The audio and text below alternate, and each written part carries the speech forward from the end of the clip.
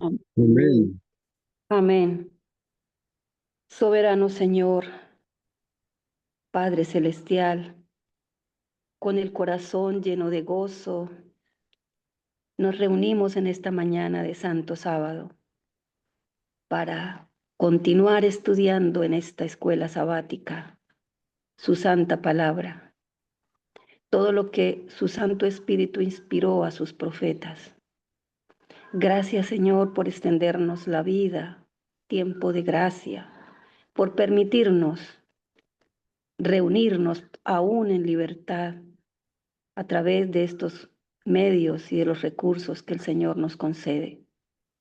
Gracias, bondadoso Señor, por la vida de mis hermanos, sus familias y los que en este momento les acompañan. Señor, iniciamos el estudio de un libro como todos los de la Santa Palabra del Señor, importante, hermoso y maravilloso, lleno de lecciones para este tiempo, lleno de verdad presente, Señor. Gracias, bondadoso Padre, porque muchos siervos suyos han permitido que tengamos estas traducciones en nuestras manos, Señor. Gracias por el trabajo misionero de sus hijos en los diferentes lugares de este mundo. Y gracias por el trabajo, Señor, que se realiza en este grupo, por la fuerza, las energías que le regala a nuestros hermanos que están al frente de esta obra. Bendito Señor, acompáñanos con el poder de su Santo Espíritu, con la presencia de sus santos ángeles.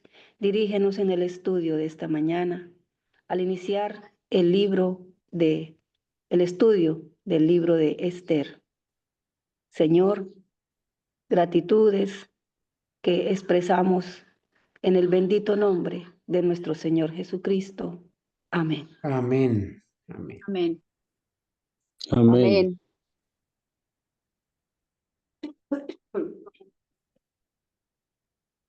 Amén.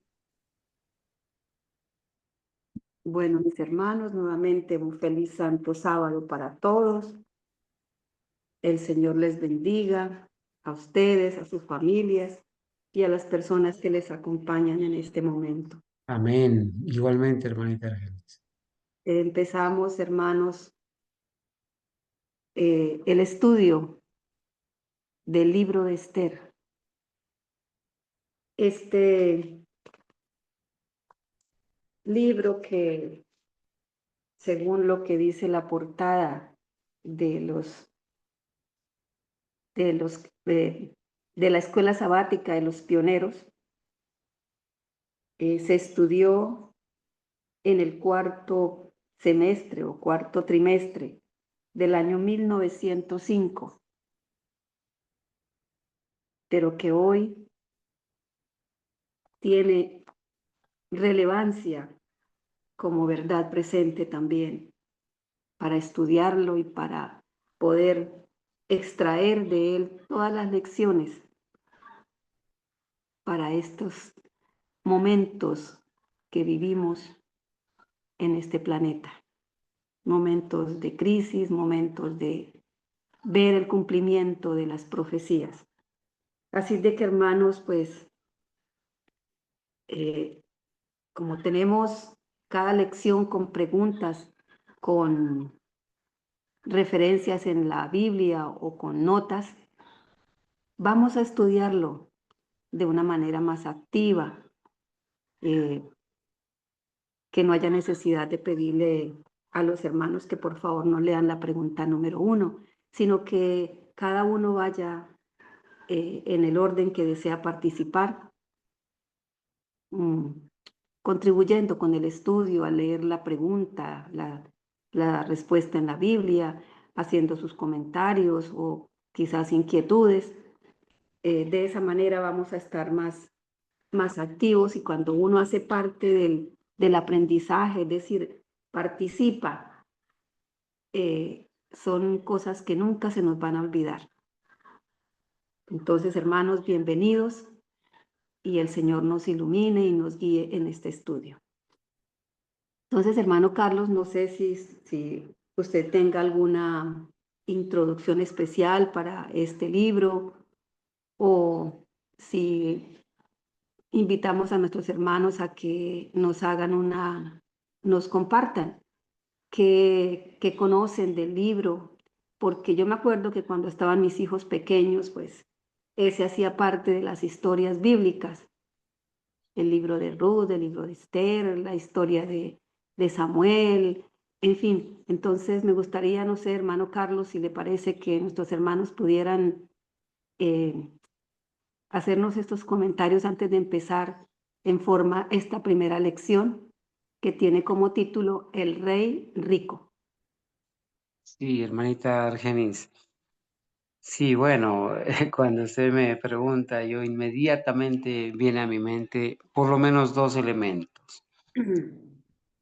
Vamos a dejar que los hermanos nos cuenten, ¿verdad? Lo que han leído, lo que recuerdan, lo que han aprendido y vamos a dejar que ellos nos cuenten, porque, hermanita Argenis, en el trasfondo de este libro de Esther, a mi mente vienen dos elementos bien importantes. El primero es que nosotros, el remanente fiel en este tiempo, el Señor nos ha traído para vivir en los últimos días de la existencia de este mundo en esta tierra. Para este tiempo nos ha traído el Señor, así como para ese tiempo la trajo a la reina Esther al palacio. A nosotros nos ha traído para este tiempo, en el tiempo de la crisis de la marca de la bestia. Y segundo, que el mundo entero, el sistema papal, el protestantismo apóstata, ve en nosotros, en el pueblo fiel, un Mardoqueo a la puerta. Quizás los términos que estoy utilizando sean como muy proféticos, pero al final del estudio lo vamos a entender. Hermanita Argenis, vamos entonces a dejar que los hermanos opinen, aporten y nos digan qué tanto recuerdan, qué tanto han leído de este precioso libro. Muchas gracias, hermanita. Buenos días, hermanos. Buenos días, hermano. Bueno, yo del libro Esther, bueno, de hecho lo he leído todo, pero lo que más me ha llamado la atención es ver que en el relato del libro el Señor siempre pone presente a su pueblo, ¿sí? Con Mardoqueo, con la reina Esther, como si el Señor en el lugar que nos coloca es con un propósito, con un fin, ¿sí? Y digamos, Esther me imagino que cuando fue llevada al palacio y todo, ella ni se imaginaba que ese día iba a llegar, que iba a estar mañana en el palacio y que iba a ser la reina, ni se lo presentía. Pero el Señor tenía un propósito, ¿sí? Y lo mismo pasó con Mardoqueo. Mardoqueo nunca, siempre, digamos, por ese amor a Esther y por ese amor a su pueblo, él siempre se detuvo allí en las puertas del palacio y el Señor permitió que fuera honrado por el rey, por su fidelidad y porque a través del libro vemos que el Señor siempre colocó como sí,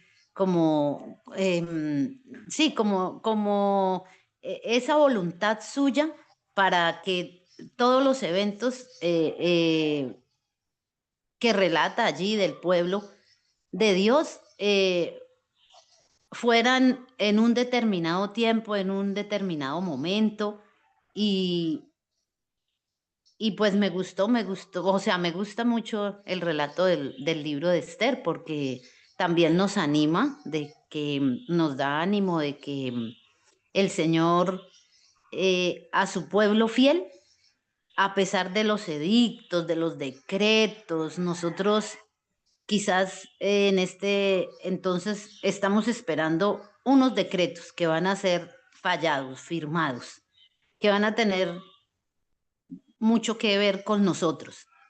Pero así como en el libro de Esther el Señor tenía un propósito con todo esto y libró a su pueblo, también nos librará a nosotros, hermanos, en este fin de la historia, porque Él lo prometió y Él lo va a cumplir.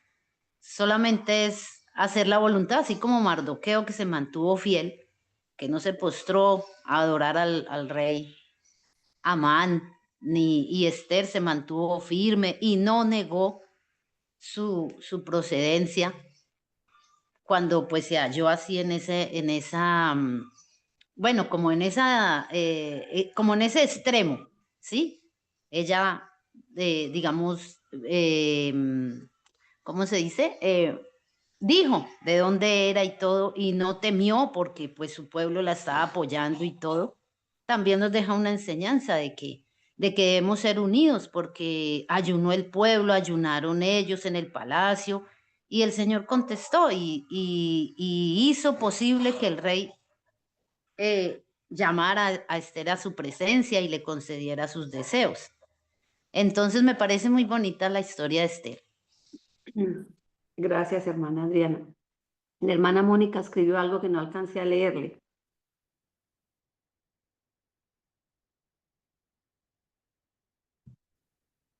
¿Nos lo podría compartir, por favor?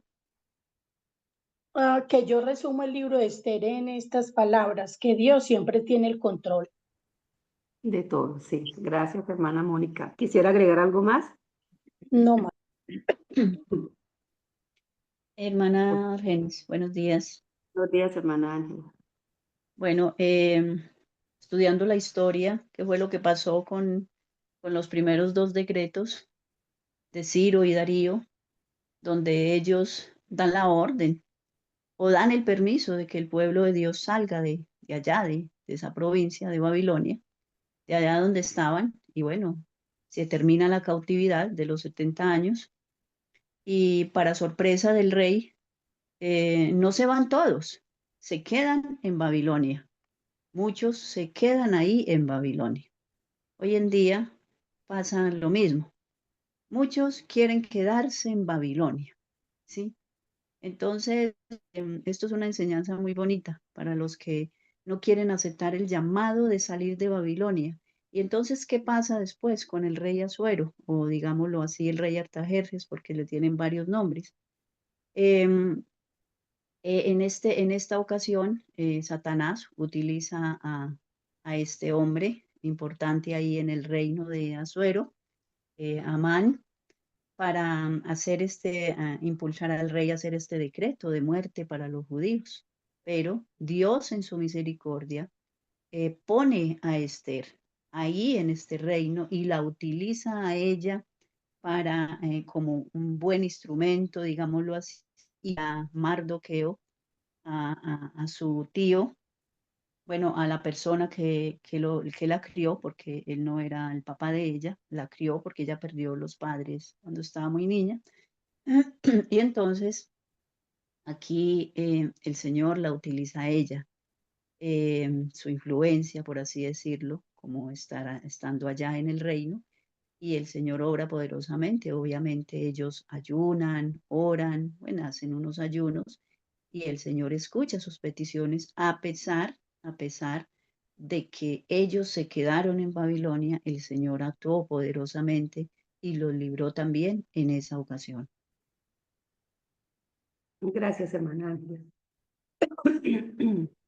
Hermanita Argenis y Buenos días, hermano, hermana. buenos días. Bueno, como mujer, de verdad que la parte de Esther vemos su humildad, sencillez, su obediencia, independiente de su belleza, esa preparación que ella necesitó tener para hacer la voluntad de Dios y para hallar esa gracia especial delante de los ojos de aquel rey. Entonces es como esa preparación para cada uno de nosotros para, para poder estar a cada instante prestos a lo que Dios tiene en nuestras vidas. La obediencia de ella primero a la palabra de Dios, después aquel varón como tío que le enseñó principios, porque ahí nos damos cuenta de la obediencia. Entonces es algo especial. Gracias, hermanos. Gracias, hermana María Doris. Bueno, hermanos, entonces, no sé si habrá algún hermano, alguna hermana más. Bueno, entonces, vamos a empezar entonces con esta primera lección que nos va a colocar como en el contexto de en qué momento se lleva a cabo, se realiza o se sucede esta historia real, ¿sí? Y quiénes, digamos, inicialmente, quiénes son los que hacen parte, intervienen en esta historia. Vamos a identificar entonces quién es ese rey rico, porque de pronto se pueden presentar confusiones en cuanto a la identidad de este rey. Entonces hay una primera pregunta, hermanos, que dice, ¿cuál es la primera característica del cuarto rey de Persia, como se da en Daniel 11:2? Entonces, hermanos, tengamos la Biblia lista, como tenemos ahí no sé si Amén. todos los tienen este estudio de la escuela sabática en físico, entonces podemos ir mirando los textos o las notas en donde vamos a encontrar las respuestas. Entonces, si ya hay algún hermano que tenga Daniel 11:2, para mirar quién es ese cuarto rey y qué característica especial tenía este cuarto rey de Persia. Porque la historia del libro de Esther, lo sucedido en esto que vamos a estudiar, ya nos ubicó que esto sucede en el reino de Persia, de los medos y de los persas. Amén. Ahora yo te mostraré la verdad. Aún habrá 3 reyes en Persia, y el cuarto se hará de grandes riquezas, más que todos ellos. Este, al hacerse fuerte con sus riquezas, levantará a todos contra el reino de Grecia. Entonces, ¿cuál es la primera característica de este cuarto rey? Sí, grandes riquezas. Era un hombre de grandes riquezas, producto de esas grandes conquistas, porque la historia registra que este reino, este segundo reino de los medos y los persas, era bastante extenso, y pues al extender sus límites, sus dominios, pues también aumentan sus riquezas. Ahí habla de que Darío, la época en que escribe el profeta Daniel, está Darío el Medo, pero fuera de él habrían 3 reyes, ¿cierto? No nos da los nombres, pero podemos recordarlos. Dice que en el reino de los persas, de los medos y los persas, Ciro II, llamado el Grande, lo consideran como el fundador del imperio persa. Ese reino, nosotros sabemos que los que siguen en el trono, pues son los hijos, ¿no? Cuando los hay, porque en muchas ocasiones o no los hay, o simplemente los mandaban a matar, a desaparecer cuando alguien estaba codiciando, digamos, el trono de esos imperios. Ese Ciro el Grande, Ciro II el Grande, tiene un hijo que se llamó Cambises, que era el mayor. Y la historia cuenta que cuando él se fue a extender más el reino, sus fronteras, sus límites, ese Cambises fue el que heredó el trono por ser el hijo mayor de Ciro. Pero cuando él se va a esas conquistas, tiene la preocupación de que su hermano menor le quite el trono del imperio y lo manda a matar. Desaparece ese hermano menor, pero mientras él está lejos, hay un personaje que dice la historia que es muy parecido al que murió, al que mataron, y entonces se hace pasar por el hermano de ese Cambises, que es llamado Esmerdis el impostor, ¿sí? Y le llaman Esmerdis el impostor porque se está haciendo pasar por el hermano que fue mandado a asesinar. Y luego viene el que le sigue, una vez que Esmerdis es también asesinado por estar haciendo por ser impostor. Viene Darío Istarpes, o Darío el Grande. Y finalmente viene el cuarto rey del que nos está hablando el versículo, que en la Biblia, en griego, aparece con el nombre de Jerjes, pero que nosotros lo conocemos más bien con el nombre de Asuero. Entonces ya nos hemos ubicado en esa parte de la historia y hemos visto una primera característica de ese cuarto rey, llamado el rey rico, porque se hizo de grandes, grandes riquezas. Bueno, vamos entonces a la segunda pregunta. ¿Con qué nombre se le conoce en la historia? Y entonces hay una nota donde nos van a enseñar los dos nombres, uno en el idioma persa y otro en el idioma griego. Entonces, un hermano o hermana que nos lea la nota número 1, por favor. Amén, hermanita.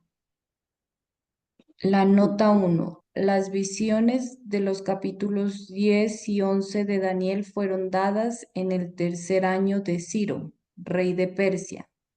Daniel 10:1. Por lo tanto, cuando Gabriel dijo, allí se levantará, sin embargo, 3 reyes de Persia, y el cuarto será mucho más rico que todos ellos. Se refirió a los que siguieron a Ciro, a saber, Cambises, Esmerdis, el impostor, Darío Istapes y Jerjes el Grande.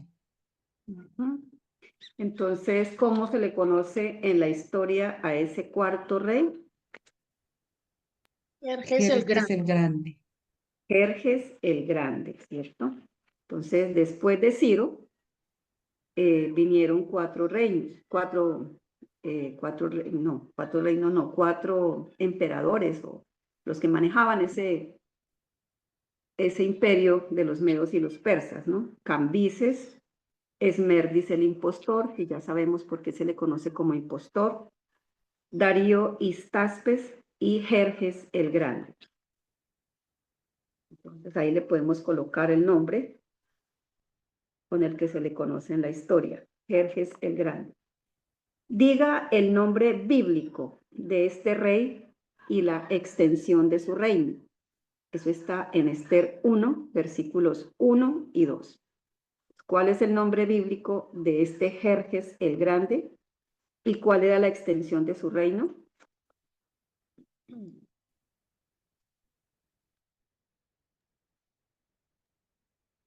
¿Algún hermano que quiera leernos Esther 1, 1 y 2? Y después leemos. Asuero el auténtico. Amén, hermana. Perdón, hermano, yo apago el palacio.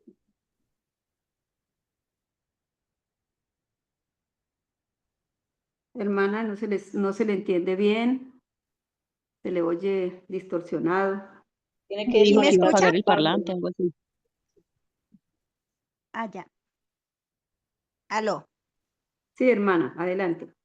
Bueno, dice, aconteció en los días de Asuero, el Asuero, que es reino desde la India hasta la Etiopía, sobre 127 provincias, que en aquellos días asentado, que fue el rey Asuero en la silla de su reino, la cual estaba en Susan, capital del reino, hasta el 2.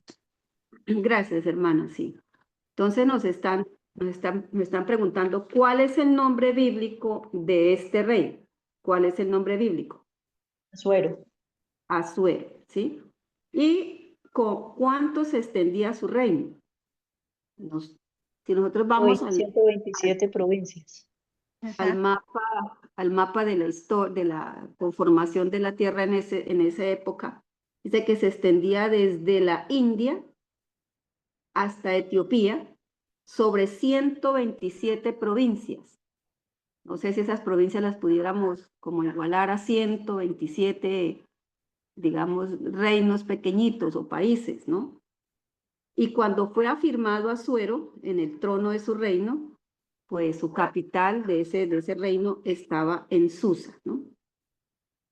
Luego miremos la nota 2, que en esa nota 2 pues nos van a dar una explicación sobre estos dos nombres, porque quizás de pronto algunos interpretan que Asuero es uno y Jerjes el Grande es otro, porque pues si no está estipulado en la Biblia que diga Jerjes y Asuero es el mismo, pero los estudiosos han podido determinar que es el mismo por las características que se dan de esos nombres, como el que en ese momento estaba frente al trono del imperio de los medos y los persas. Dice, hay evidencia suficiente de que Asuero es Jerjes, es decir, Asuero y Jerjes es el mismo. Los dos nombres son idénticos, ya que este último no es más que la forma griega del nombre persa. Entonces, Jerjes se escribe en el idioma de los persas, pero en el idioma griego ya no es Jerjes, sino Asuero. En segundo lugar, los caracteres de los dos hombres son similares. Entonces vamos a mirar qué otras características tenían estos dos nombres que dan lugar a que se diga que es uno solo. Ambos eran impulsivos y pasionales. Eso lo vamos a ver a través de los estudios, y acá en el primer estudio vamos a ver algo que lo identifique como impulsivo y pasional. Cuando Jerjes invadió Grecia, azotó el mar por romper su puente y mató a los ingenieros porque su trabajo no resistió la tormenta. Esa es una persona que actúa impulsivamente y en forma pasional. Mandar a matar a los ingenieros porque el puente se rompió, se dañó. Quizás no miró que las olas del mar, la fuerza que traen esas olas o cualquier otra situación que haya presentado para que el puente se haya dañado, sino que no analiza nada de eso, pues es una persona impulsiva que no analiza y actúan de esa forma. De manera igualmente impulsiva, Asuero repudió a su reina Basti por no querer violar el decoro de su sexo, ¿sí? Ella ya, ahorita lo vamos a estudiar, ella no acude a esa orden de que ella se presentara en ese lugar, y ahorita vamos a ver por qué no lo hizo ella.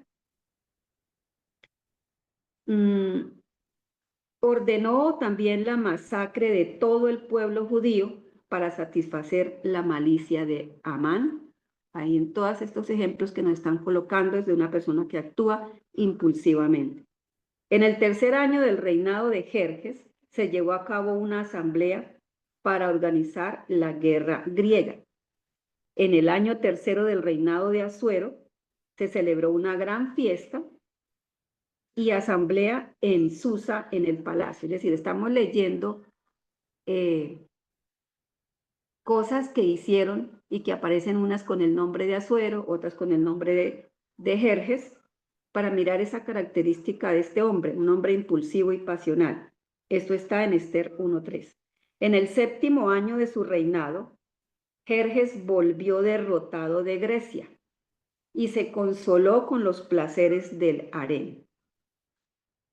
Otro registro, en el séptimo año de su reinado, se buscaron bellas y jóvenes vírgenes para Asuero, y él reemplazó a Basti al casarse con Esther. El tributo que puso sobre la tierra y sobre las islas del mar, en Esther 10:1, bien pudo haber sido el resultado del gasto y la ruina de la expedición griega. Como era un hombre de muchas riquezas, no se medía en los gastos, y nomás miramos ahorita lo de lo de los banquetes, que había vino sin medida de este hombre. Entonces, esta nota 2 nos está dando, digamos, como las bases para considerar que tanto que Asuero es Jerjes, pero que aparecen estos dos nombres en dos idiomas, ¿cierto? Entonces, y que al estudiar digamos, los caracteres, la forma de actuar y de ser de esta persona, pues confluyen en que es una sola persona, Asuero y Jerjes. Hermano Carlos, si hay algo para explicar, profundizar sobre esto, si hay alguna pregunta de los hermanos.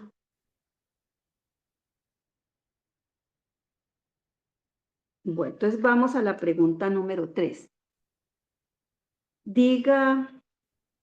Bueno, vamos a la pregunta número 4. ¿Qué concilio convocó? ¿Con qué objeto? ¿Por cuánto tiempo continuó?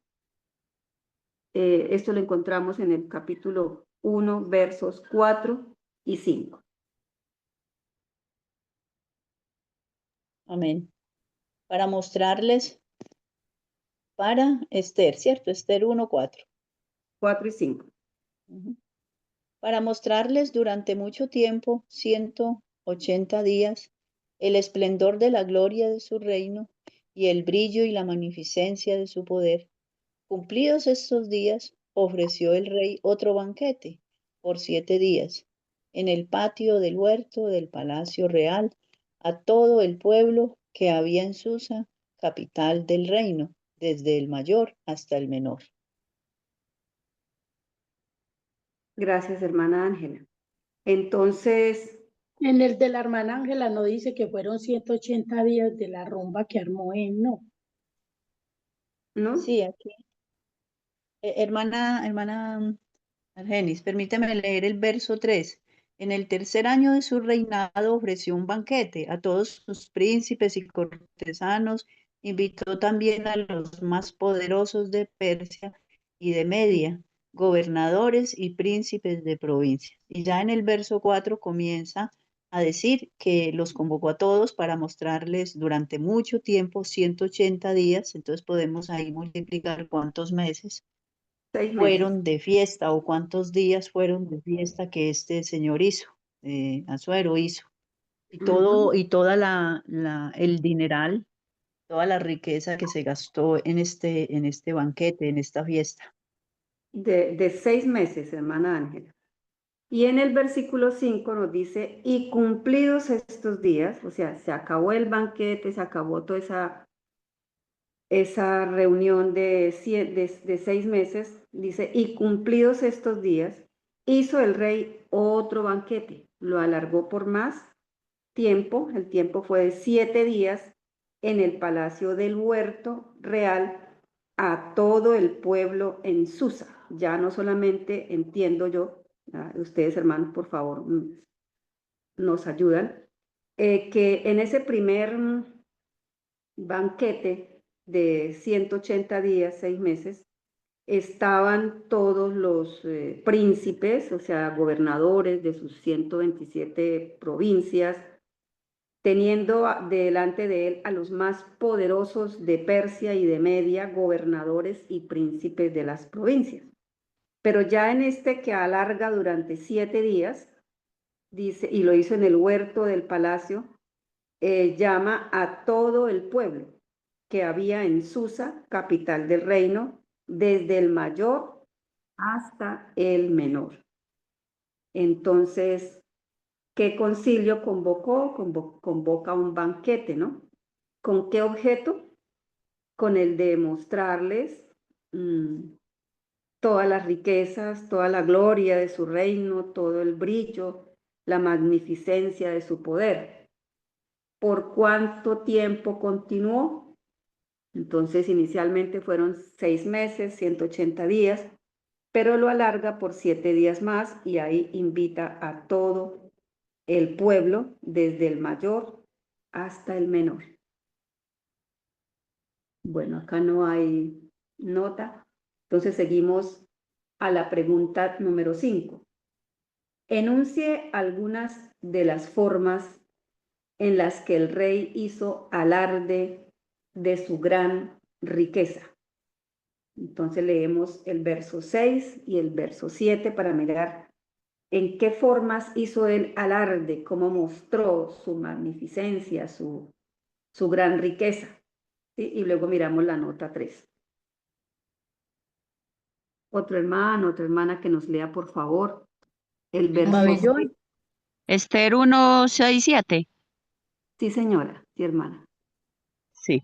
6:1-7. Había cortinas blancas, verdes y azules que dependían de columnas de mármol, sujetas con cordones de lino y púrpura y anillos de plata. Los divanes eran de oro y plata sobre un pavimento de portido y mármol, alabastro y jacinto. Hasta ahí, hasta el 7. Hasta el 7. 7. Sí. Entonces, ¿de qué forma, hermanos, él muestra se da como el gusto de mostrar ese alarde de su gran riqueza?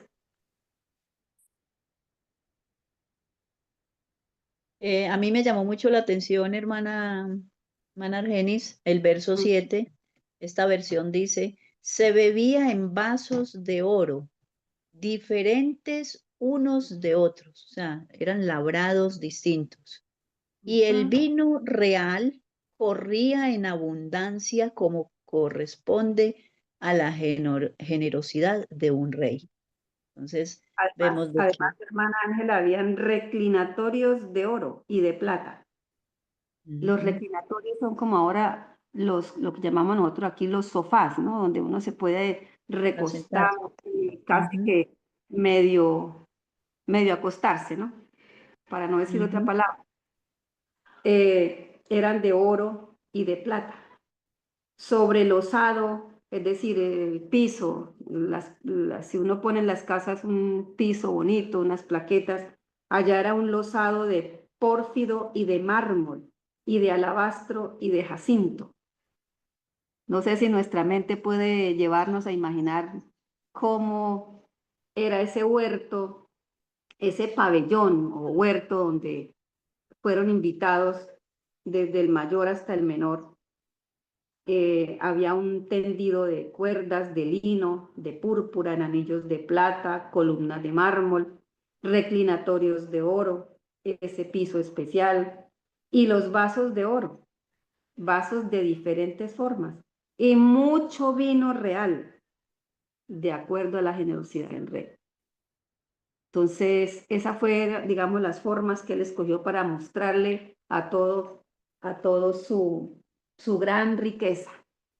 Pero pues acabamos de leer en una de las notas cómo toda esa exageración se vino después hasta en contra del mismo pueblo con una gran cantidad de impuestos, porque pues como tuvo pérdidas en guerras, pues también se bajan los recursos con todas estas exageraciones, ¿no? Bueno, hermanos.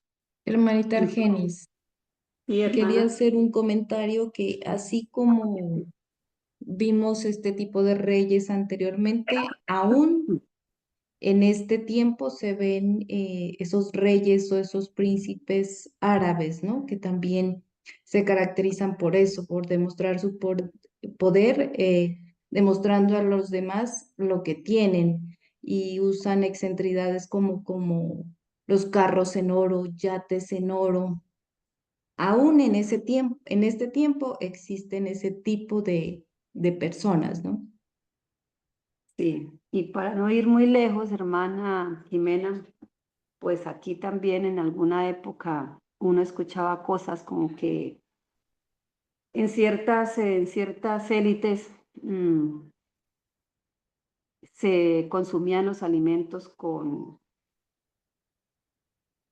¿cómo se llama esto? Con las cucharas, los tenedores,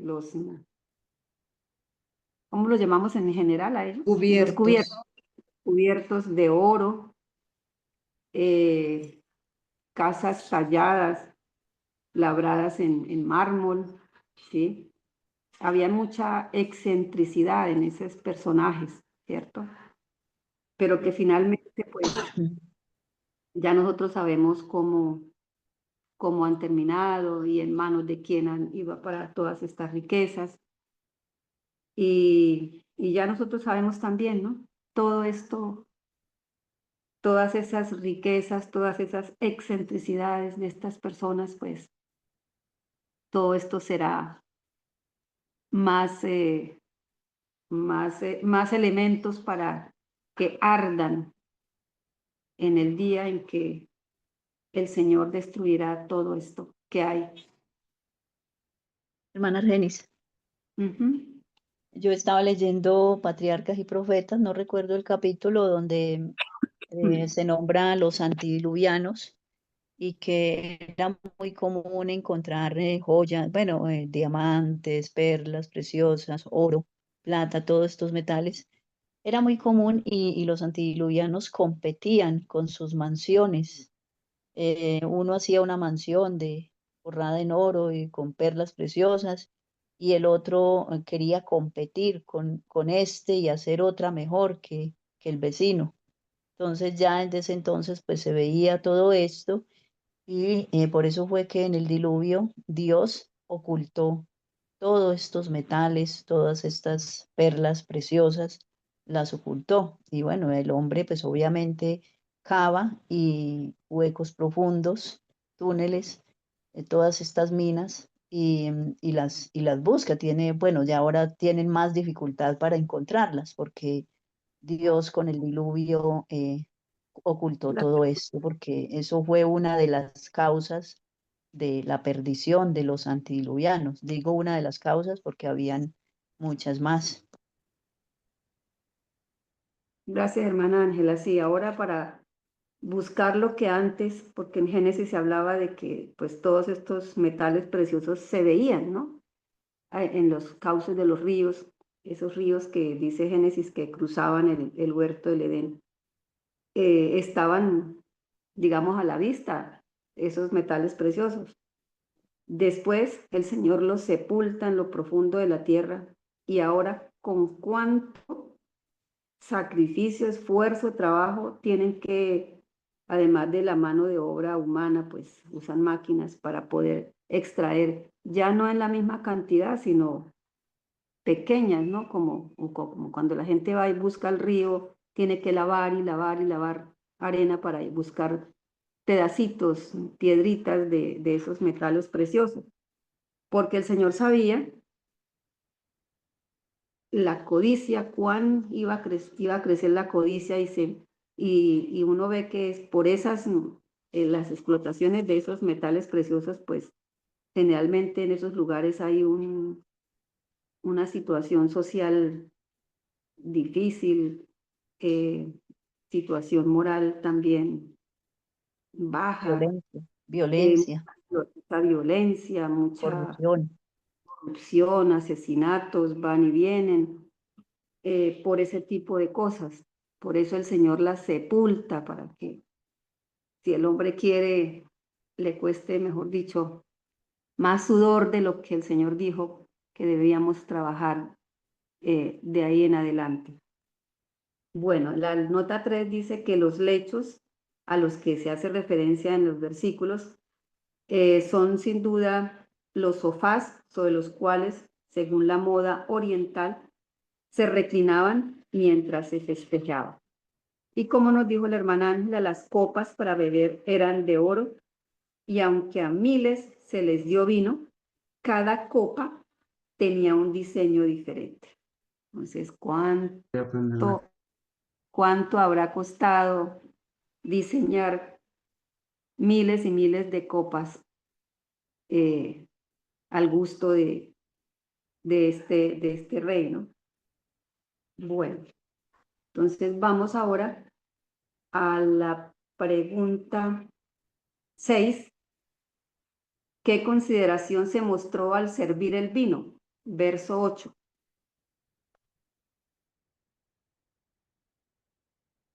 otra hermanita o hermano que nos lea el verso. Amén. Esther 1:8 dice, y la bebida fue según esta ley, que nadie constriñese, porque así lo había mandado el rey a todos los mayordomos de su casa, que se hiciese según la voluntad de cada uno. Bueno, entonces, ¿qué quiere Hermanita, decir? Como sin hermanita, miseria. hermanita, bueno, aquí en esta versión que yo tengo dice, pero el mandato era que nadie se le obligara a beber, porque Ujú. así lo había mandado el rey a todos los mayordomos de su casa, que se hiciera según la voluntad de cada uno, o sea, de cada persona, que si esta persona no quería beber, bueno, está bien, no beba. Sí, ese fue el mandato del rey. Pero el que quiera, pues tome todo el que quiera, ¿no? Ah, sí, ahí Sí. había suficiente para que se bebieran 4 o 10 litros. En la versión de la hermana Mónica usa la palabra que nadie fuese constreñido, ¿no? Sí, así es que dice, hermana Mónica.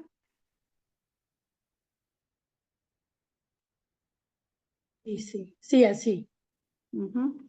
Sí, eso quiere decir en la otra versión, que la que tiene la hermana ni la que tengo yo, dice que nada, Constreñir significa que no se puede oprimir, ni reducir, ni limitar. O sea, eso es la palabra. sí, que no se le puede obligar, ¿sí? No se le puede obligar a beber, porque así lo había mandado el rey a todos los mayordomos de su casa, que se hiciese según la voluntad de cada uno. Bueno, por lo menos ahí se le respetó la voluntad de cada uno si no quería beber. Pregunta número 7. ¿Cómo se entretuvo a las mujeres? ¿Cómo se entretuvo a las mujeres? Porque a esos banquetes, el de 180 días,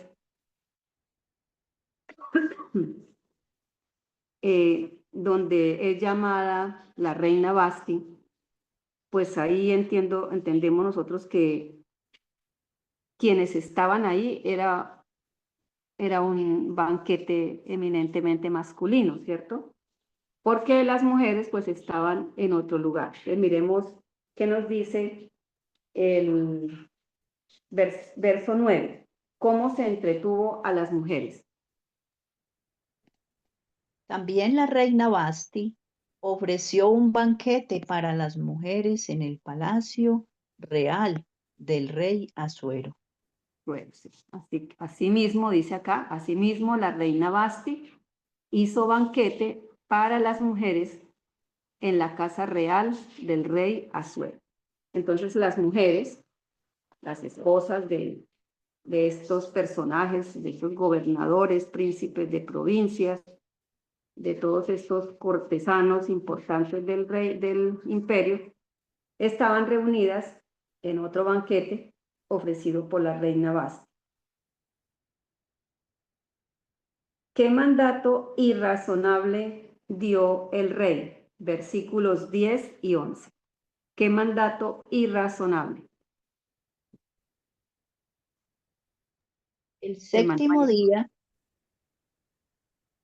el séptimo día estando el corazón del rey alegre por el vino, mandó a Meumán, Vista, Arbona, Victa, Abacta, Setar y Carcas, 7 eunucos que servían delante del rey Asuero, que llevaran a la presencia del rey a la reina Basti con la corona regia, para mostrar a los pueblos y a los príncipes su belleza porque era hermosa.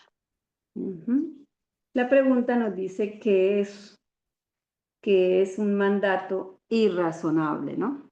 Entonces vamos a mirar.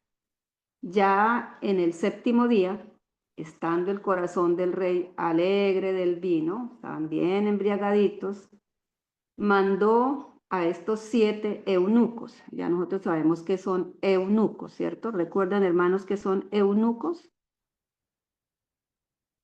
Sí, hermana. Son, bueno, son castrados, por así decirlo. Bueno, como no sé cómo se le dice en término humano. Sí, así se dice. Sí. Ujú. Entonces, o son Son, hombres que, como van a servir ajá. inclusive a la reina, pues el rey se asegura de que ninguno de ellos pues vaya a serle infiel. Entonces son hombres que se someten a la castración Ajá. para este tipo de servicio. Y Hermana, entonces él manda, sí, hermana, el rey tenía harén de mujeres, claro. entonces él quería curarse en salud de que estos no tuvieran relaciones con las muchachas de su harén, que eran para el rey. Mujeres hermosas, ¿sí? Bueno, Ujú. entonces el rey llama a estos 7 eunucos para que vayan y le lleven a la reina Basti a su presencia con la corona regia, para mostrar a los pueblos y a los príncipes su belleza porque era hermosa. Entonces, la reina Basti no, la solicitud era que acudiera, no como yo no sé si en esa época todavía era la costumbre de usar estas cosas que se usan en estos pueblos, ¿no? Esas que llaman ese velo, sí, ese El velo velo, velos que que cubría el usan, rostro. que cubren, pues en algunos les cubren toda la cabeza, la cara y solamente se les ve los ojos, en otras solamente se les ve la cara, además de sus trajes también largos. En algunas partes los llaman, no recuerdo el nombre de esos velos, que tienen un nombre diferente en cada uno de los sectores. Por ejemplo, en Afganistán le llaman la burka, ¿sí? En Arabia Saudita les llaman la abaya. Por los lados de Irán les llaman la hijab, algo así. Entonces, ella, pues si él la llama para que vaya a la presencia de esa reunión masculina con la corona regia, pues ella debe ir pues como descubierta para mostrarla a los pueblos y a sus príncipes la belleza de esta mujer. Bueno, entonces esa es lo que nos dice, lo que nos registran los versículos 10 y 11.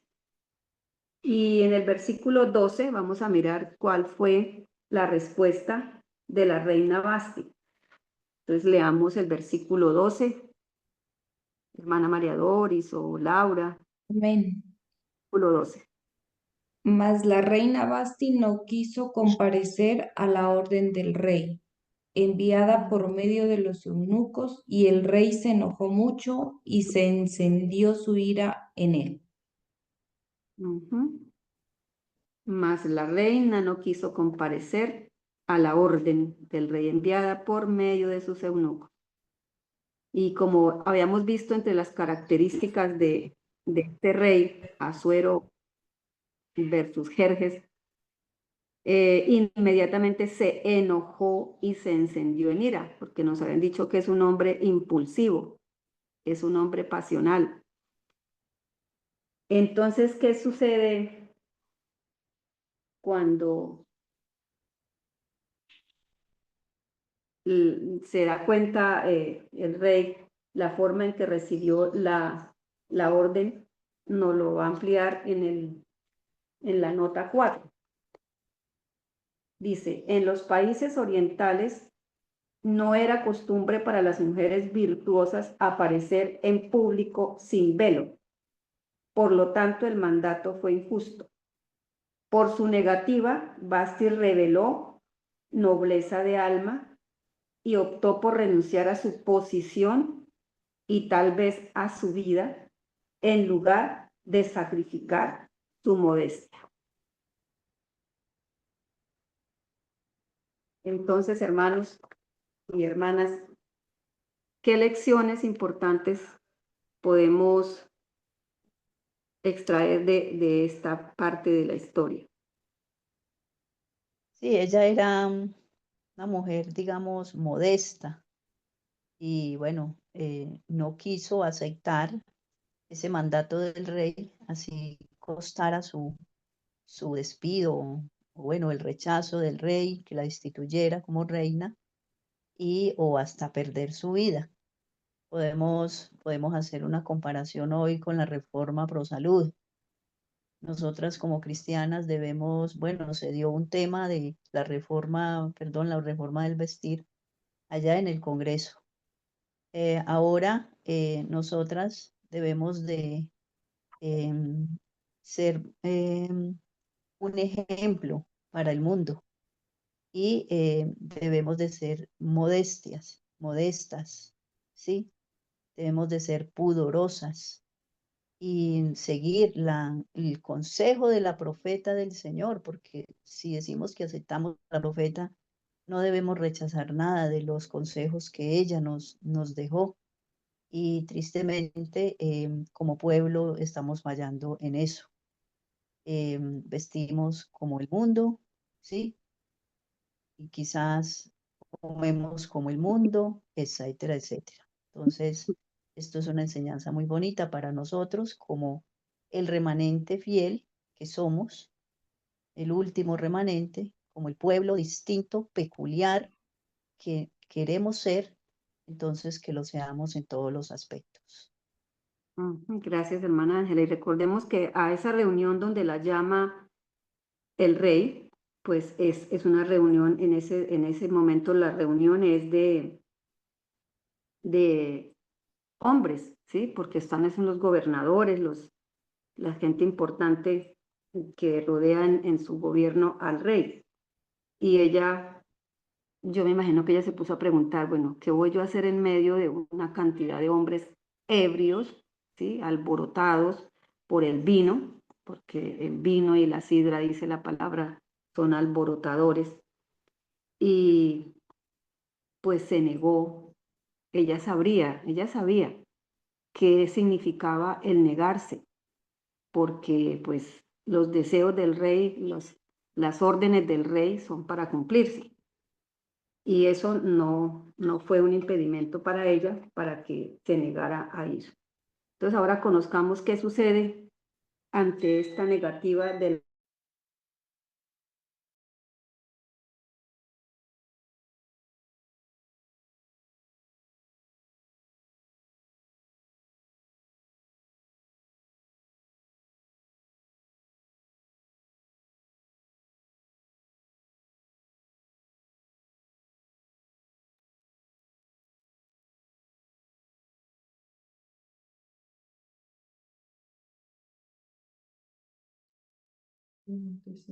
Amados hermanos, ¿ustedes me escuchan?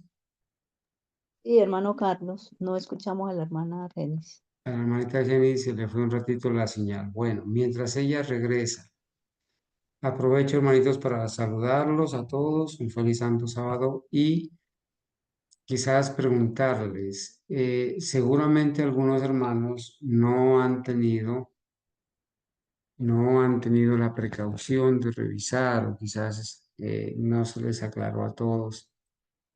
Estamos con la lección de la escuela sabática del libro de Esther. Esa lección a ustedes, hermanos, les fue entregada, ¿sí? Les fue entregada, impresa, a los que tuvieron la oportunidad de asistir al Congreso. La lección está impresa de esta manera, hermanos. Aquí les estoy indicando el título en inglés de la lección de escuela sabática que se llama Una sinopsis de la verdad presente. En este fascículo o en este folleto que va argollado, hay dos lecciones de escuela sabática. Está la lección de la verdad presente, perdón, hay tres lecciones. La sinopsis de la verdad presente número 1, la sinopsis de la verdad presente número 2, y en la tercera parte está la escuela sabática de Esther, el libro de Esther. Aquí están las tres lecciones de escuela sabática que vamos a estudiar. Solamente que en este tiempo iniciamos con el libro de Esther. A ustedes en el Congreso, hermanos, además del libro Manuscritos Inéditos o Colección Spalding y Magan, les entregamos este libro para que por favor tengan la precaución de de revisarlo y de guiarse por ahí, ¿cierto? Porque muchos quizás no habían caído en cuenta o no lo han revisado o quizás habían olvidado esta parte. Hermanita Argenis, ¿volvió ya usted? ¿Su merced está ya con nosotros? Sí, señor, ya regresó la energía eléctrica. Muy bien, entonces les recuerdo, hermanos, que ahí en el fascículo, en el folleto de una hipnosis de la verdad presente, están las 3 lecciones de escuela sabática. La número 1 de la verdad presente, la número 2 y en el tercero está el libro de Esther. Adelante, hermanita Argenis. Bueno, hermano. Entonces continuamos, estábamos mirando la pregunta 10 sobre a quién pide consejo el rey una vez que estalla en ira, se enciende en ira por el rechazo de la reina Basti a su orden. Entonces vamos a leer los versículos 13, 14 y 15. Preguntó entonces, ¿me escuchan? Sí, Laura, adelante. Preguntó entonces el rey a los sabios que conocían los tiempos, porque así acostumbraba el rey con todos los que sabían la ley y el derecho, y estaban junto a él Carcena, Setar, Admata, Tarsis, Meres, Marcena y Memucán, 7 príncipes de Persia y de Media que veían la cara del rey, y se sentaban los primeros del reino. Les preguntó qué se había de hacer con la reina Basti según la ley, por cuanto no había cumplido la orden del rey Asuero enviada por medio de los eunucos. Bueno, gracias, Laura. Entonces, incendiado en ira, el rey Asuero, o rey Jerjes, llama a sus sabios. Nosotros ya hemos estudiado quiénes eran esos sabios que conocían los tiempos. Entonces, a esos que se les llamaba sabios, ¿quiénes eran? ¿Realmente quiénes eran? Bueno, no eran los magos y los astrólogos y todos ellos, Ujú. de los que habla Daniel también, Sí, cuando eran fueron llamados a interpretar la visión de Nabucodonosor y también de la escritura en la pared, pues que se llama Belsasar, del rey Belsasar.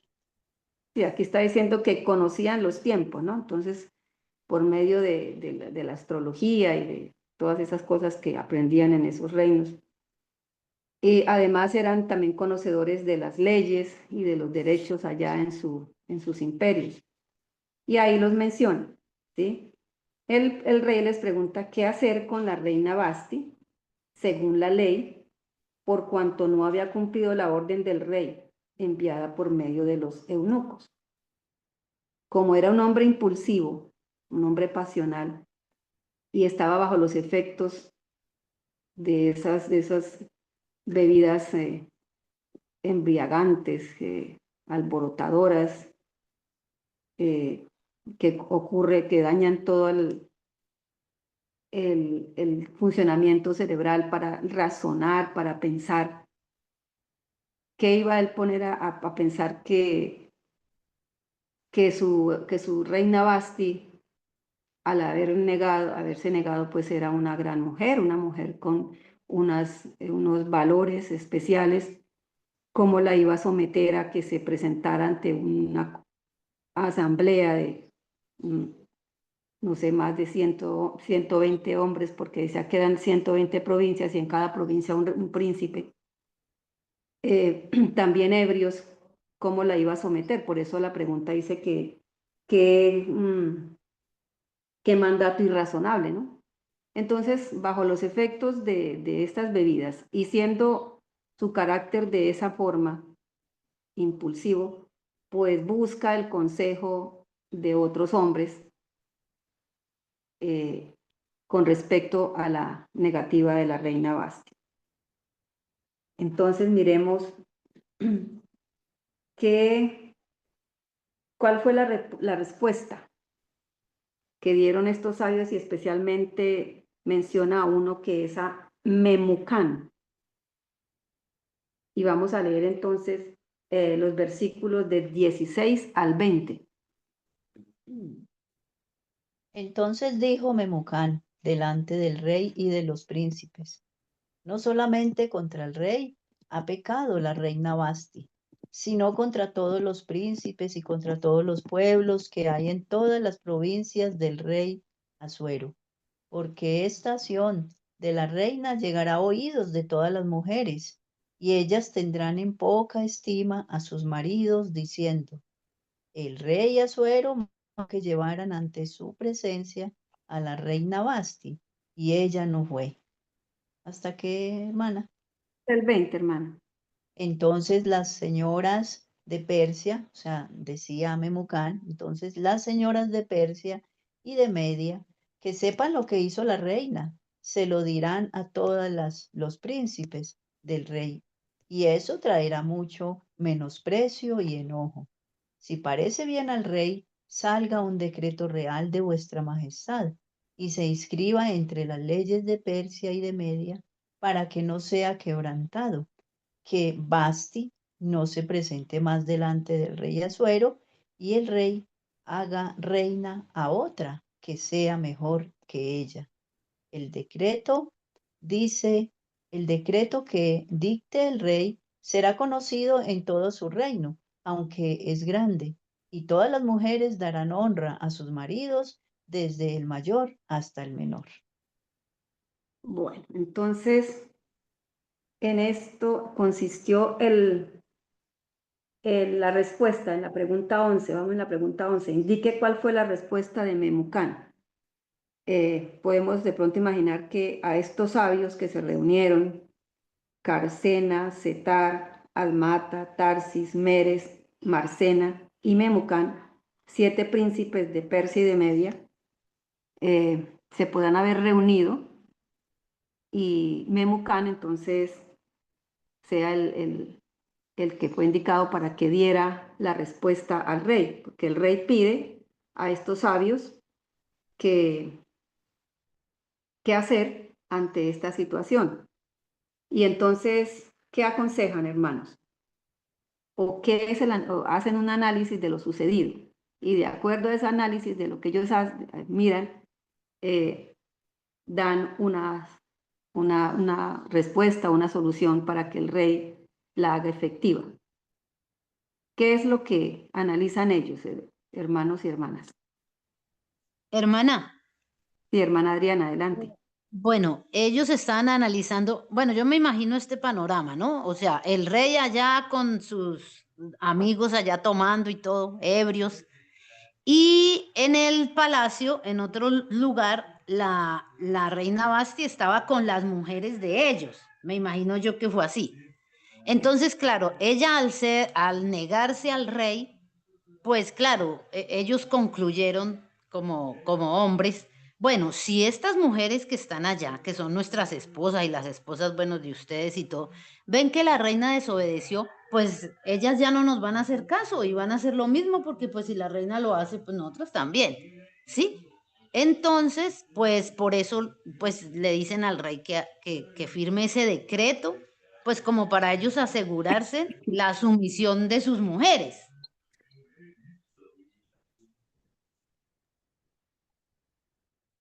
Gracias, hermana Adriana. Sí. Así es. Y entonces, para evitar eso, ¿qué se acuerda? ¿Cuál es el consejo que se le da al rey?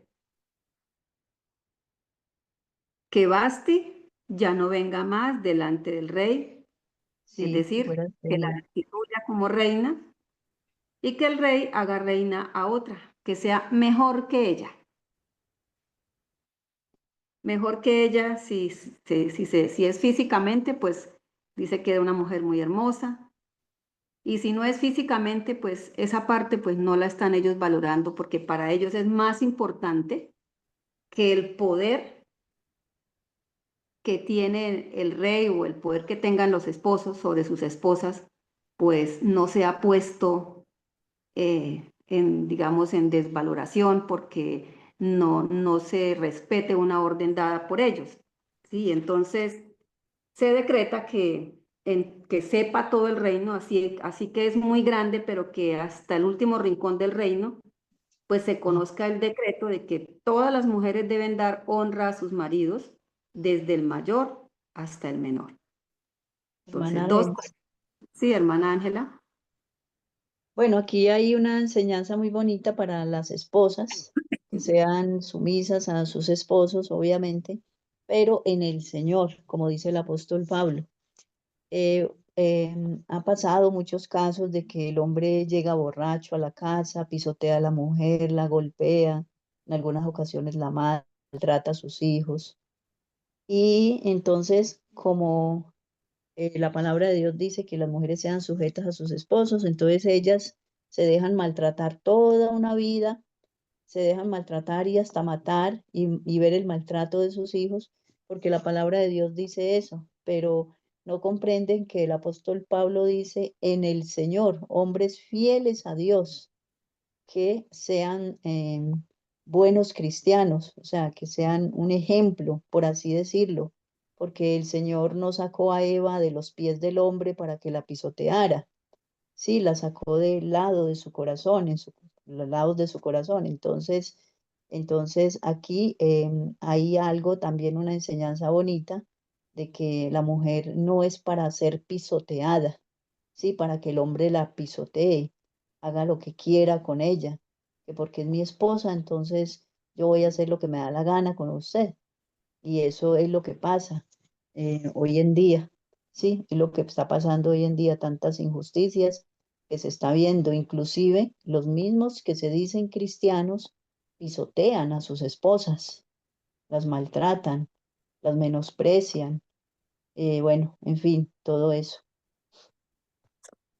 Gracias, hermana Ángela. Sí, aquí en las últimas preguntas, pues, se van a hacer digamos, como la aplicación a esta situación. Bueno, entonces vamos a la pregunta 13. Ya leímos los versículos, no, vamos a la pregunta 12 que dice cuál fue el resultado, versículos 21 y 22. Entonces, en el 21 nos dice que todo esto que Memucán le está expresando de lo que ellos como sabios analizaron y llegaron a ese acuerdo, dice que eso agradó esta palabra a los ojos del rey y de los príncipes, e hizo el rey conforme al dicho de Memucán. Envió cartas a todas las provincias del rey, a cada provincia conforme a su escritura, a la escritura que manejaba o al idioma que manejaba cada provincia, y a cada pueblo conforme a su lenguaje, diciendo que todo hombre afirmase su autoridad en su casa y que se publicase esto en la lengua de su pueblo. O sea, que quedara clarito que las señoras tenían que obedecer lo que dijera el esposo. Entonces vamos a las preguntas 13, 14 y 15 para mirar cuál es el consejo del Señor, cuál es el consejo de la Biblia con respecto a esta situación, a este mandato que envía el rey a todas las provincias, ¿no? Dice, ¿con qué deber estaban evidentemente familiarizados? ¿Con qué deber estaban estos hombres evidentemente familiarizados? Génesis 3:16.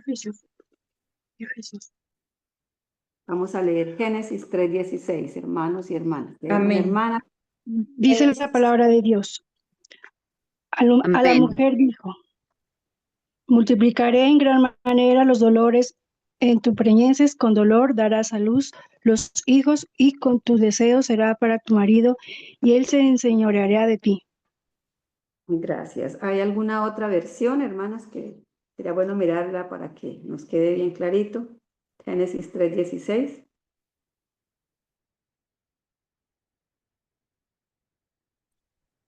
Sí. A la mujer le dijo, multiplicaré en gran manera los dolores de tus embarazos. Con dolor tendrás tus hijos. Ansiarás a tu esposo y él te regirá. Y él te regirá. En la otra dice, y él se enseñoreará de ti. Y en la otra dice, y él te regirá. Es decir, ¿qué Sí, será eso así de es. regirar? ¿Qué La será eso de versión, hermanita Genis, la versión 1909 Reina Valera dice así. A la mujer dijo, multiplicaré en gran manera tus dolores y tus preñeces, con dolor parirás los hijos, y a tu marido será tu deseo, y él se enseñoreará de ti. Ujú. Entonces, según la pregunta que nos hacen acá en la lección, estos hombres estaban familiarizados con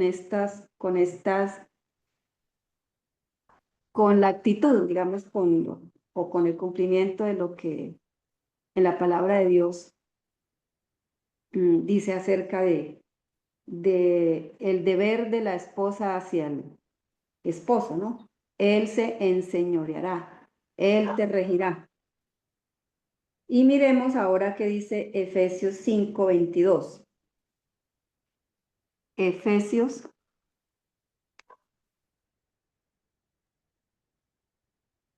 Dios. Amén. 5:22. Las casadas estén sujetas a sus propios maridos como al Señor. Las casadas estén sujetas a sus propios maridos como al Señor. Las casadas o las esposas estén sujetas a sus propios maridos como al Señor. Entonces, hermanas, miremos qué podemos analizar, entender, qué quiso decir el Señor en Génesis 3:16, cuando dice, y Él se enseñoreará de ti, y aquí en Efesios 5:22, en las mujeres casadas estemos sujetas a nuestros esposos como al Señor. No sé si en todas las versiones, hermano Carlos, dice como al Señor.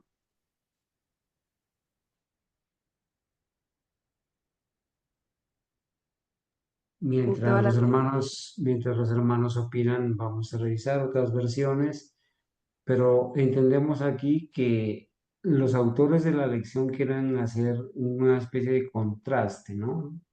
¿Con qué deber estaban familiarizados y con qué deber no estaban familiarizados? Hasta aquí hemos visto que según los textos de Génesis 3:16 y Efesios 5:22, estos señores que estaban allí en la fiesta, eh, y pidiendo el decreto, estaban familiarizados con que las mujeres deben estar sujetas a sus maridos, pero tenían una familiarización ciega, una obediencia ciega.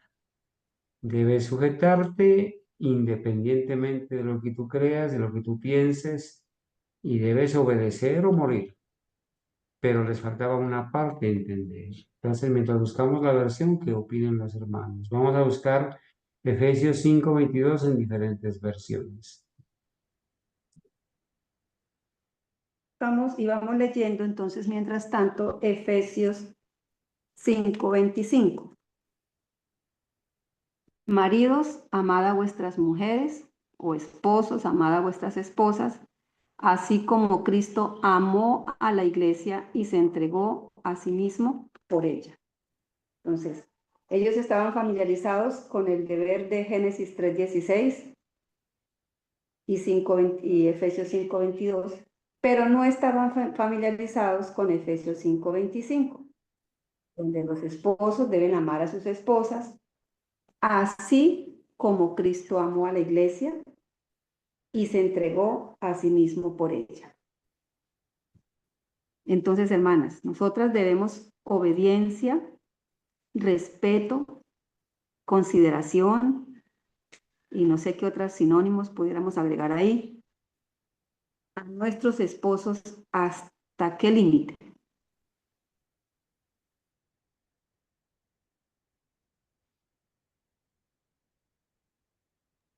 Hermanas. Bueno, las versiones, hermanita Argenis, la mayoría dicen lo mismo, ¿no? La mayoría dicen lo mismo.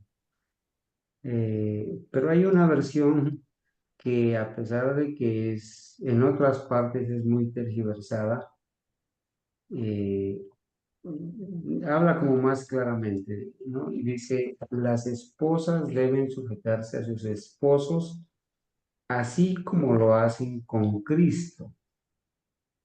Claramente, hermanos, hacen una comparación acá.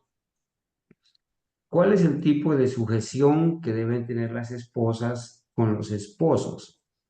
El mismo tipo de sujeción que las esposas o cualquier persona lo hace con Cristo.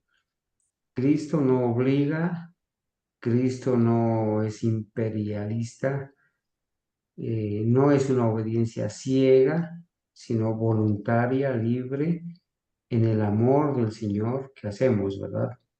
Y en el marco de una obediencia que no contradiga los preceptos de Cristo, de la Biblia.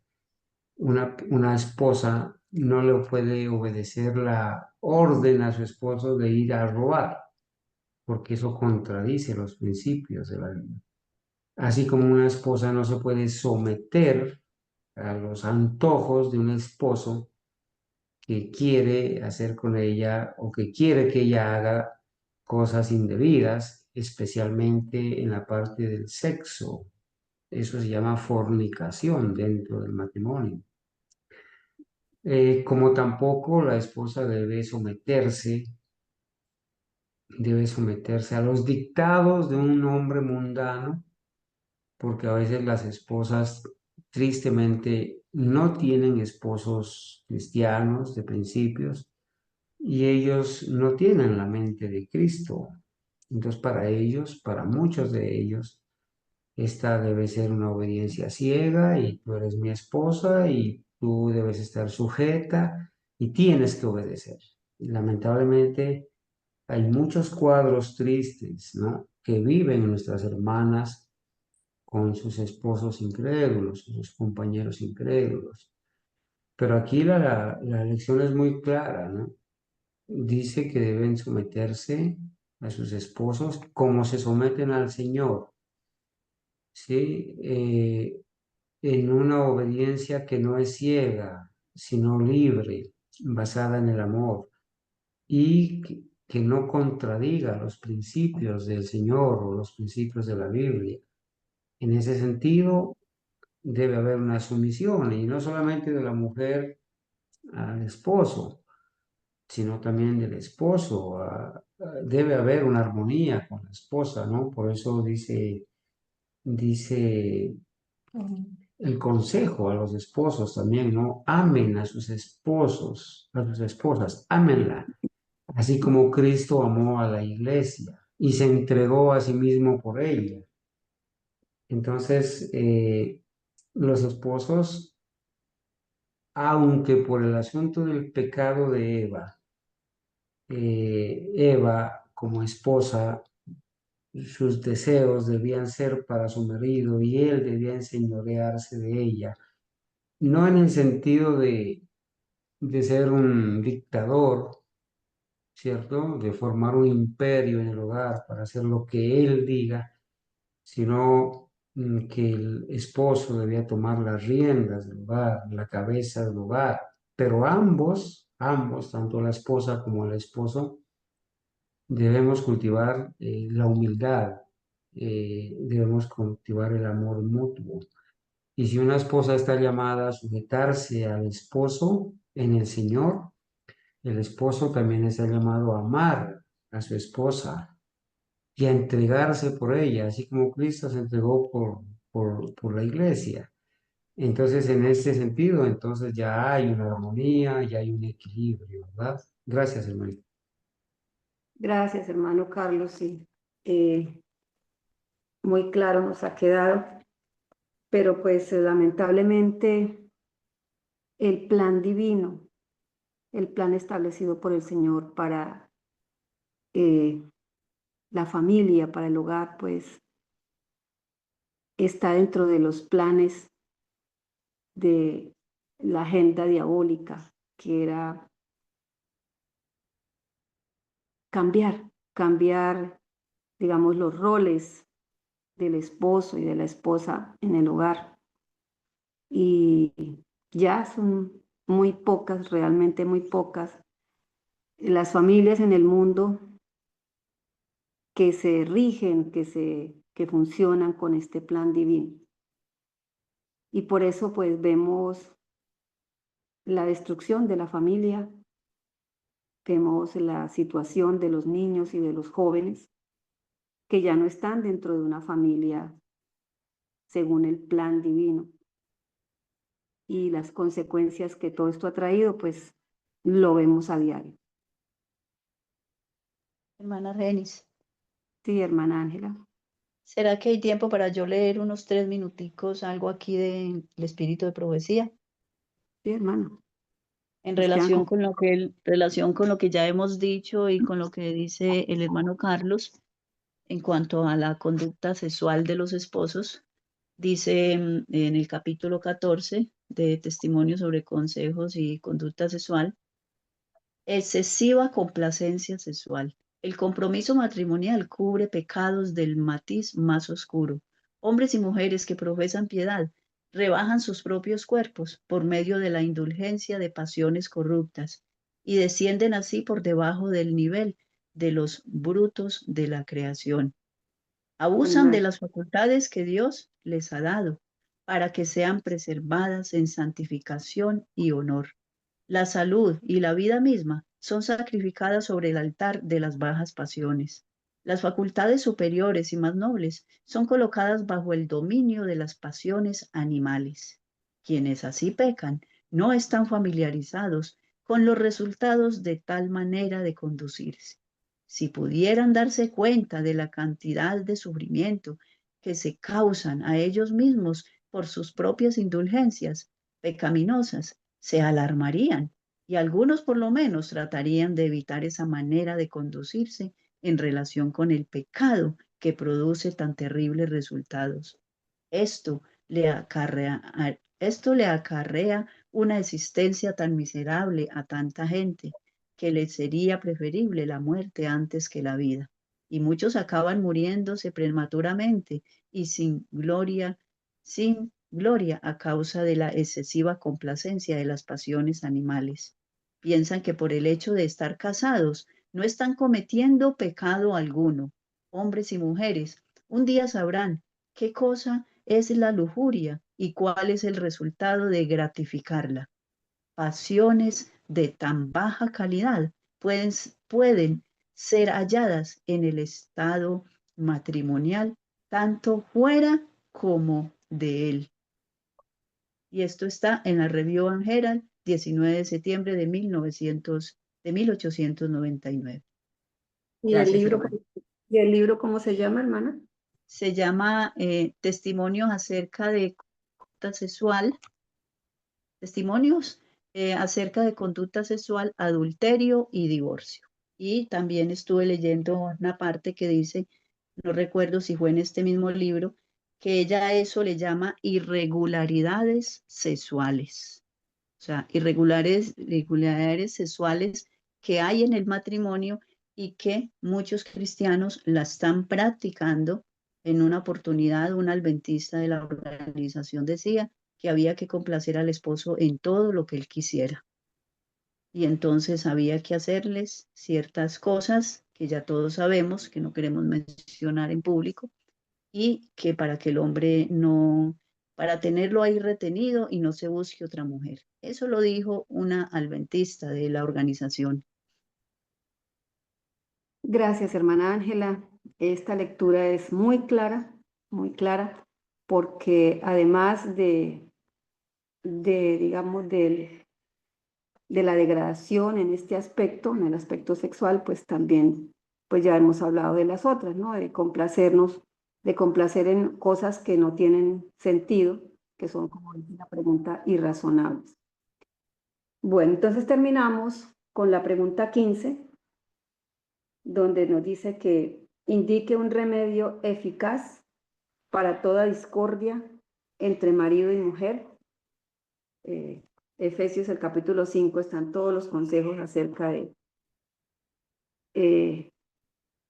matrimonio, ¿no? Para tanto los esposos como las esposas. Entonces miremos Efesios 5:33, considerándolo como un remedio eficaz cuando hay discordias entre marido y mujer, entre los esposos. Efesios 5:33. Amén. No obstante, cada uno de vosotros amen también a sus esposas como a sí mismo, y la mujer respete a su esposo. Gracias, hermano. En esta versión dice, por lo demás, después de todo lo que ha dicho el apóstol Pablo en estos versículos a partir del 21, que tiene como título, someteos los unos a los otros. Por lo demás, cada uno de vosotros ame también a su esposa, como a sí mismo, y la mujer respete a su marido. Acá nos lo están dando como un remedio eficaz para las discordias. El esposo debe amar a su esposa como se ama él a sí mismo. El problema vendría cuando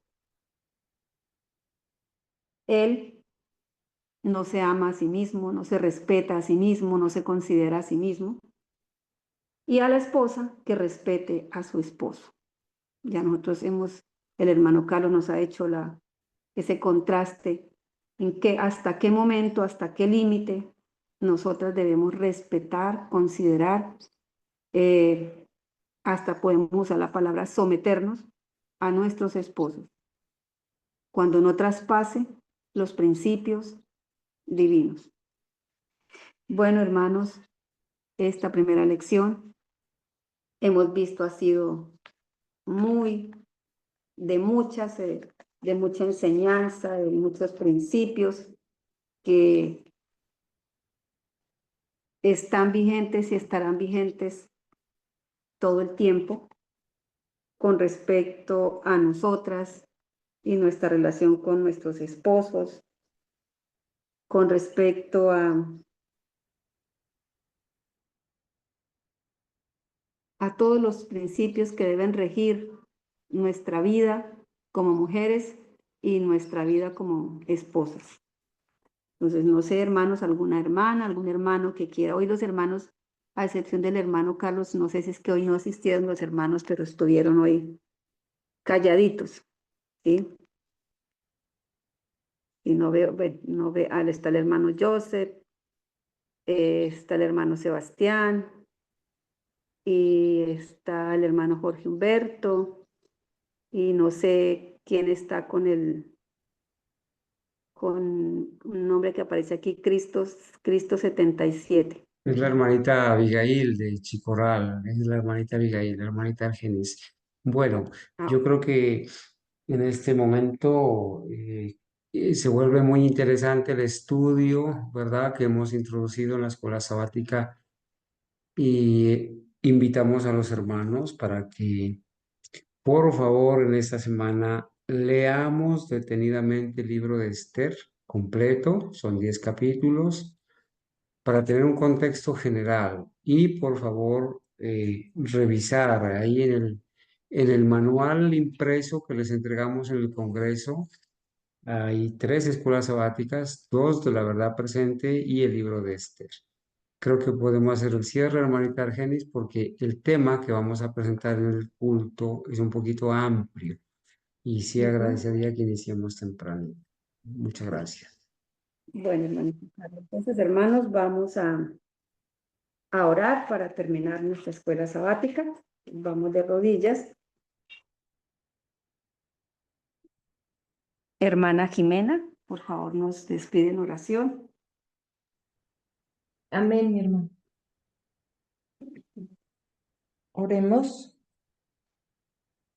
Bendito Padre Celestial, para ti sea la honra, la gloria, la alabanza por toda la eternidad, Señor.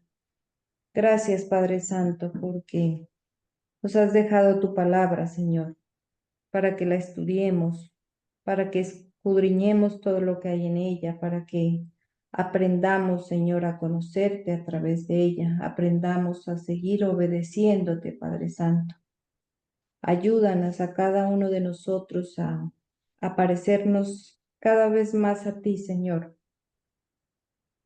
a ser dignos hijos tuyos, Padre Santo, a compartirles a aquellas personas que aún no te conocen, Señor, de tu palabra, de todas las promesas que tú nos has dado, Señor, si te obedecemos y te seguimos.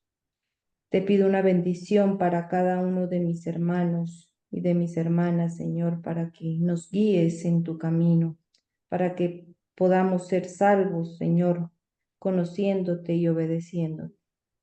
Te pido también por aquellas personas que nos rodean, Señor, y que aún no te han querido conocer, que aún tienen sus dudas, Señor.